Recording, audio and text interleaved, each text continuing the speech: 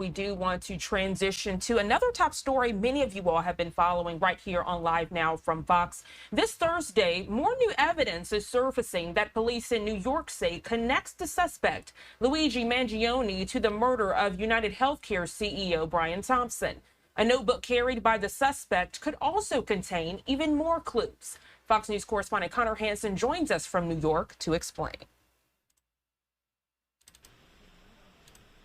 The NYPD says it has linked the ghost gun found on murder suspect Luigi Mangione to the Manhattan crime scene, along with even more evidence. Fingerprints that we found on both the water bottle and the Kind bar near the scene of the homicide in Midtown. Investigators have also recovered a spiral notebook that seems to shed light on the suspect's possible motive. The New York Times is reporting one passage in the notebook reads, quote, "What do? You whack the CEO at the annual parasitic bean counter convention. It's targeted, precise, and doesn't risk innocence." Those who know the suspect are now asking what would drive him to allegedly commit a brazen murder. The Luigi that I knew and that so many classmates knew was a hardworking, driven, social kid who had everything going for him. Investigators are looking into the suspect's recent back surgery and trying to piece together his whereabouts after friends and family lost contact with him months ago. Meanwhile, some are supporting the suspect, even offering to help with legal bills, according to his attorney. Maybe these people are exercising their right to free speech and saying that's the way they're supporting my client. The suspect is still being held in Pennsylvania, fighting a likely extradition to New York. Officials say he's in a maximum security cell by himself and is not under any kind of psychiatric watch. In New York, Connor Hansen, Fox News. Connor, thank you so much for that update. A lot of unanswered questions this morning as it relates to this case. So we want to bring in New York City trial attorney Eric Subin to further dissect the very latest. Eric, good morning to you. Thank you so much for joining us. Nice to see you again. Nice to see you as well. So, Eric, you know, this case has garnered a lot of media attention, to say the least, but there might be someone out there who knows nothing about this case. Could you set it up? How did we get to this point? What is the issue at hand? All right. Well, early morning, December 4th in Midtown Manhattan, a masked gunman with a handgun that turns out to have been a ghost gun with a suppressor, which is a silencer, fired multiple rounds into the back of the CEO of United Healthcare, Brian Thompson, ultimately killing him. He then escaped from the scene of that crime. This occurred very early morning, around 6 a.m., escaped by bicycle, and then ultimately by video tracking. The police believe that he boarded a bus and most likely left New York thereafter. And there was a manhunt underway. Photos of the person of interest, which matches Luigi Mangione's description, were plastered everywhere all over the world. And eventually someone called in a tip from a McDonald's in Altoona, Pennsylvania, that led the police in Altoona to approach this person who apparently matched the identity of Luigi Mangione. Mr. Mangione presented a false ID that said his name was Mark Rosario and that he resided in New Jersey. That was the same false ID that the suspect in the shooting of Brian Thompson had used to check into a hostel in New York before the killing. The police in New York had found shell casings at the scene of the murder. Those shell casings matched the ballistics report to the gun that was found on Luigi Mangione, the ghost gun. And they also found at the scene of the crime a water bottle and a Kind bar wrapper, and they were able to match DNA and fingerprints from those to Luigi Mangione. So that puts him at the scene, and it puts the gun in his possession as the gun that was used for this shooting, because the shell casings that were taken from the scene match it ballistically. Eric, thank you so much for that detailed breakdown. I can tell you across X and across social media, there have even been conspiracy theories as it relates to this case. I think the first one I saw related to the suspect photos. You saw one person on one side, another person on another, and they're saying, is this the same person or is it two different people? People were dissecting things to the shape of the nose, to the color of the backpack, the shape of the backpack, to also the jacket that was being worn. Sure, yeah. I mean, you do a deep enough dive into the internet, you're always going to find conspiracy theorists. But by all accounts, it seems, by all non-conspiracy theorist accounts, it seems like this was a person who was acting alone and it was a targeted assassination. I mean, there was, Brian Thompson was the CEO of a major healthcare provider. Luigi Mangione on his person when he was arrested had a manifesto ranting against CEOs of healthcare providers, saying, what is it you're supposed to do with these guys? They act like gangsters. You got to whack them. He mentioned using a bomb to do so, but said that innocent persons might be, affected by that. So it would be cleaner to use a firearm to do so. So assuming that Luigi Mangione is the right guy, it looks by all accounts that he acted alone, and it was not, there's nobody on the grassy knoll, essentially. Well, Eric, we know at this time Luigi does have representation. With your criminal expertise, you know law and order very well. Does his attorney have his work cut out for him, or would you say this is an open and shut case? I would say both. His lawyer certainly has his work cut out for him because it looks like an open and shut case. They can tie the police, according to police reports, they can tie Luigi Mangione to the scene of this crime with, forensic DNA evidence. They can also tie him to the gun they can tie the gun that was in his possession to the gun that was used in this crime based upon the shell casings that were found at the scene. They also, all of Manhattan has got video everywhere. They're able to get pictures of the person. They have video of the person committing the crime, and then they have video and photos of the person both before and after the crime was committed. And those, very clearly seem to be the exact same person, Luigi Mangione. They also have Luigi Mangione checking into a hostel under a false name using a false ID, and he had that same false ID on him at the time. So it is an extremely strong circumstantial case based upon what the police are revealing so far. And that's all irrespective of the fact that also on his person, he had a manifesto ranting and raving against the insurance industry as a whole and the CEOs of insurance industry, and saying what better way to get back at these insurance companies than to target their CEO at their annual bean counter conference. They're parasites. And if you go onto his social media, apparently there's reports that, he was fond of the Unabomber, Ted Kaczynski, but didn't want to use a bomb, wanted to use a gun because he thought it was cleaner. So there's a lot to sort of point to Luigi Mangione as the assassin in this case. So there's certainly an uphill battle for the defense, but as his defense attorney said, this country does provide everybody the ability to be innocent until they're proven guilty. So they'll have to be able to go into the court of law and make sure all their evidence is in admissible form, and then convince 12 jurors that beyond a reasonable doubt, he's guilty of second-degree murder.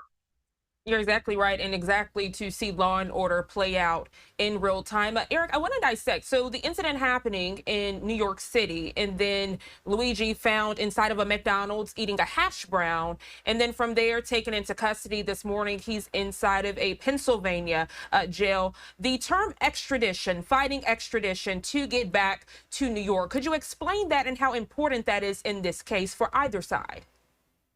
Sure. It's important for New York because New York wants Luigi Mangione back from Pennsylvania to stand trial for the charge of second-degree murder.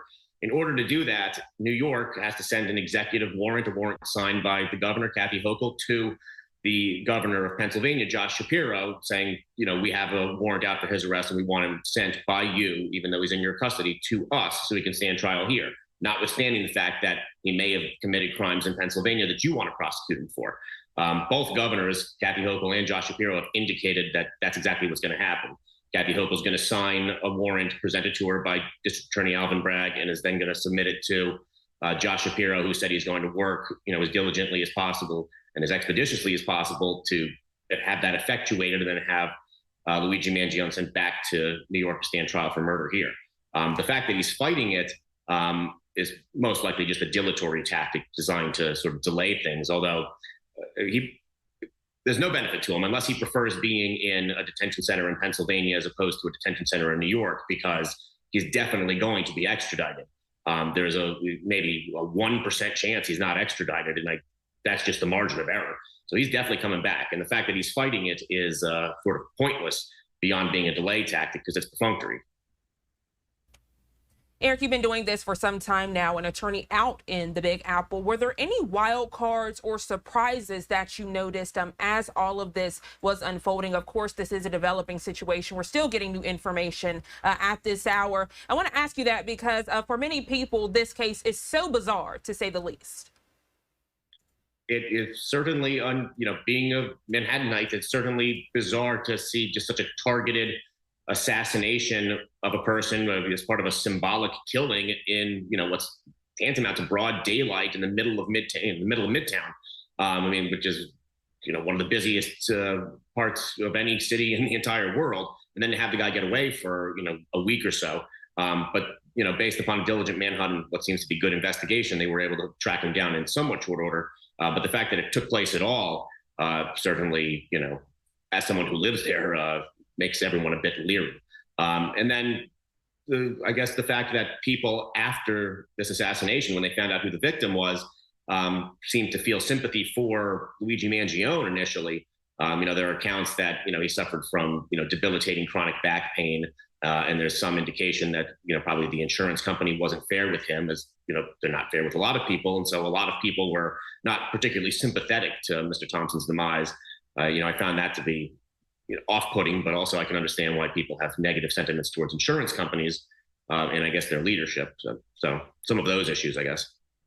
One thing you hit on, Eric, was the jury. And I want to ask you, with all of this media attention, do you think it'll be hard for either attorney in this case to find a jury that best fits them in either state, regardless of if the extradition happens? Well, the extradition is definitely going to happen. I would stake it all on that. He's coming back to New York and he's going to stand trial for this murder. I think, you need a unanimous verdict of 12 people to convict. So because there's such negative sentiment towards the healthcare industry in America and the insurance industry in the United States, that it might be slightly difficult for the prosecution to make sure that there's 12 people on the jury, all of whom have at least neutral sentiments towards the insurance industry. If you get a total insurance hater on the jury, then you run the risk that they're a little bit more sympathetic to Luigi Mangione. But it really shouldn't. That would be jury nullification, essentially, which means that he did it. He committed the crime beyond a reasonable doubt. We just are okay with the reason he did it, as a symbolic killing of the head of an entity that we hate. And that's not the jury's function. I mean, they're going to be asked, did he intend to kill this person, and did he effectuate that killing? That's second-degree murder. If he did those things, and there's no doubt in your mind that he did, then he's guilty.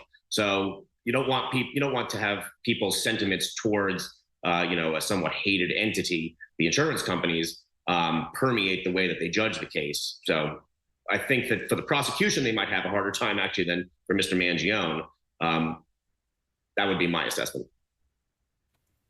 Eric, lastly, I want to get your professional expertise as it relates to the mental health aspect. Some people speculating that maybe Luigi's attorney might say he has mental health issues and that ultimately led to this, allegedly. Do you think that will play a role in this case? Possibly, but in order to go with an insanity defense, they would have to show that either he did not know what he was doing or that he did not know what he was doing was wrong.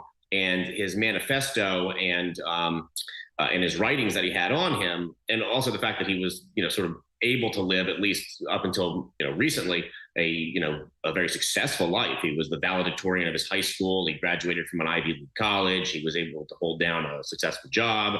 And unless something snapped after he had that horrible back accident to his spine, but they'd also, like I said, it would be incumbent upon the defense to show not just that he acted in a bizarre fashion, but that he didn't know what he was doing, or that he couldn't appreciate the consequences of his actions, which that's going to be tougher in light of the writings that they found on him. Eric Subin, truly a pleasure to have you join us here on Live Now from Fox. Thank you so much for that detailed breakdown. Again, so many unanswered questions, but you basically set the stage for us and provided a platform so people can make a judgment of their own. Thank you so much. I hope you have a great rest of your day. My pleasure. You too. And as we further dissect the very latest in this case, we know that after 26-year-old suspect accused of shooting and killing the United Healthcare CEO last week fights extradition from Pennsylvania to New York, investigators this morning are working to piece together evidence linking him to the crime. Fox 5 New York's Hayley Fixler joining us live at One Police Plaza to break down the latest. Hayley, good morning. Hey, good morning. Well, we now know that the gun that was found on Luigi Mangione when he was arrested in Altoona matches the shell casings that were found at the site of the shooting. This is just one of the pieces of evidence that investigators are hoping to use to bring him back to New York. Collected by investigators continue to link 26-year-old Luigi Mangione to the murder of United Healthcare CEO Brian Thompson. The NYPD is now beefing up the proof in their case, using the gun found on Mangione at a McDonald's in Altoona, Pennsylvania. We were able to match that gun to the 3 shell casings that we found in Midtown at the scene of the homicide. The bullets found at the scene had the words deny, defend, and depose. The words echo a 2010 book criticizing health insurance companies. NYPD is also connecting the dots with the clues left behind on December 4th. Despite Mangione's lawyer adamantly claiming he has not seen any evidence linking the Maryland native to the assassination, Police Commissioner Jessica Tisch says differently. We're also able at our crime lab to match the person of interest's fingerprints with fingerprints that we found on both the water bottle and the kind bar near the scene of the homicide in Midtown. Investigators are piecing together why the Ivy League graduate from a prominent family with a promising future is now accused of murder. When police found Mangione, they also found a 3-page handwritten manifesto slamming insurance companies. There was also a spiral notebook with plans laid out for the murder. Multiple reports say Mangione wrote in the notebook he did consider using a bomb, but decided on a shooting because it would be more targeted and not risk innocent lives. It is believed Mangione suffered from debilitating back pain and underwent surgery last year. His social media shows an X-ray of a back, believed to be his, with 5 pins in it. Reports also show Kathleen Mangione, the suspect's mother, reported him missing to San Francisco police on November 18th. She allegedly told police her son had not been heard from since July. And we're told Mangione is viewing the murder of Thompson as a symbolic takedown of the health insurance industry. He is still being held without bail in Pennsylvania this morning. Live outside of police headquarters, Hayley Fixler, back to you. Hayley Fixler there with Fox 5 New York. Hayley, thank you so much for joining us bright and early here on Live Now to dissect the latest and, of course, give us the latest updates. I hope you have a great rest of your day.